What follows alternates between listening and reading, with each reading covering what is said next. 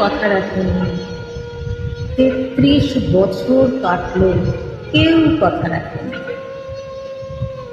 ছেলেবেলায় এক গোষ্ঠী তার আগমনী গান হঠাৎ থামিয়ে বলেছিল, শুক্লা দ্বাদশীর দিন অন্তরাটুকু শুনিয়ে যাবে।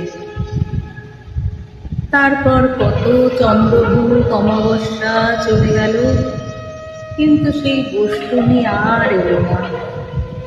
25 বছর প্রতীক্ষায় আছে।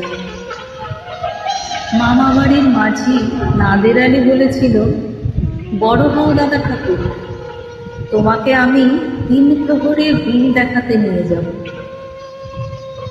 সেখানে পদ্মফুলের মাথায় সাপ আর ভ্রমর খেলা করে। নাদের আলী, আমি আর কত বড় হব? আমার মাথা এ ঘরের ছাদ করে আকাশ স্পর্শ করলে তারপর তুমি আমায় 3 প্রহরের দিন দেখাবে?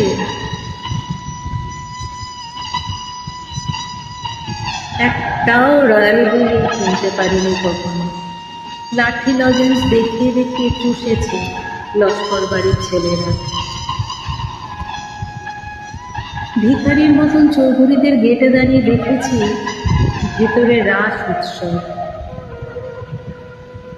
অবিরল রঙের ধারার মধ্যে সুবর্ণ কঙ্কন পরা বর্ষা রমণীরা কত রকম আমোদে হেসেছে। আমার দিকে তারা ফিরেও চায় না। বাবা আমার কাজ ছুঁয়ে বলেছিলেন, দেখিস একদিন আমরাও। বাবা এখন অন্ধ, আমাদের দেখা হয়নি কিছু। সেই রয়্যাল গুলি, সেই লাঠি লজেন্স, সেই রাস উৎসব আমায় কেউ ফিরিয়ে দেবে না। বুকের মধ্যে সুগন্ধি রুমাল রেখে বরুণা বলেছিল, যেদিন আমায় সত্যিকারের ভালোবাসবে সেদিন আমার বুকেও এরকম আতরের গন্ধ হবে। ভালোবাসার জন্য আমি হাতের মুঠোয় প্রাণ নিয়েছি। দুরন্ত ষাঁড়ের চোখে বেঁধেছি লাল কাপড়।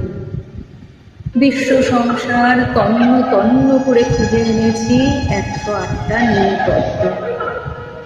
তবু বড় কথা রাখেনি বলে এখন তার বুকে শুধুই মাংসের গন্ধ। এখনো সে যে কোনো নারী, কেউ কথা রাখেনি। 33 বছর কাটলো, কেউ কথা রাখেনি।